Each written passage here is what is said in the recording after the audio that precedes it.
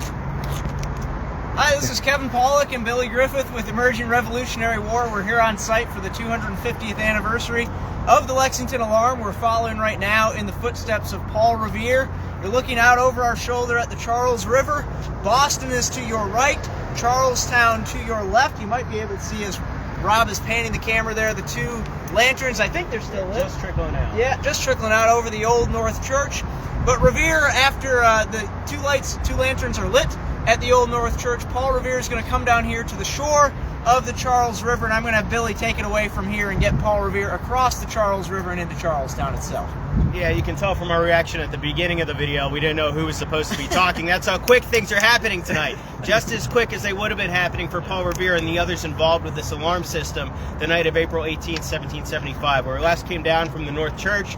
Paul Revere left Robert Newman there, he left John Poling, and he left Thomas Bernard to take care of the lights in the steeple. He knows what his mission is. Everybody on the other side of the river here is going to know what their mission is as well. Revere comes down to the shoreline. He's going to load up in a small vessel. This is a very, very dangerous mission for Revere, because here in the Charles River, the British Navy, under Admiral Graves, has full possession of this waterway.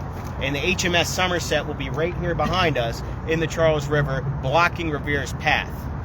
Now, if Revere is captured, if he is spotted, there would be no midnight ride of Paul Revere, because he would be taken prisoner. And God knows what would have happened for the rest of the evening into the next morning. But Revere has fate on his side. That evening there is a full moon. And that full moon, just like a sun during the day, is going to create a shadow. And it is through that shadow, next to the hull of the HMS Somerset, that Paul Revere is going to row that small boat underneath their guns. The HMS Somerset, a very large ship fit for an armament of 70 naval cannon.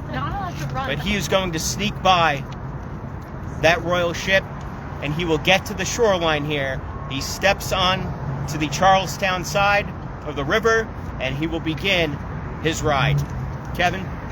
So Billy talked about Revere's landing site is just off to your left, my right. There's a small marker still there today marking the location of where Revere came on shore here in Charlestown.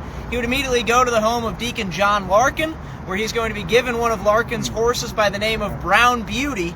And then from there, Revere is going to go off on his famous ride out toward Lexington to alert Samuel Adams and John Hancock about the regulars coming out. And of course, he's going to alert others throughout that night as well.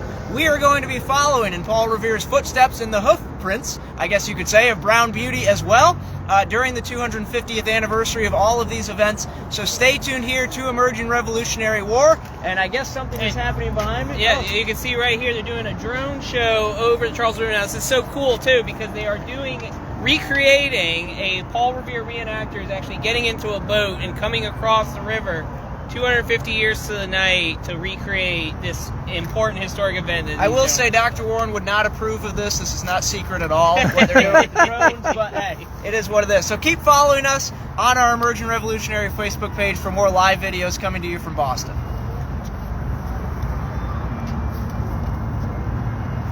Yeah.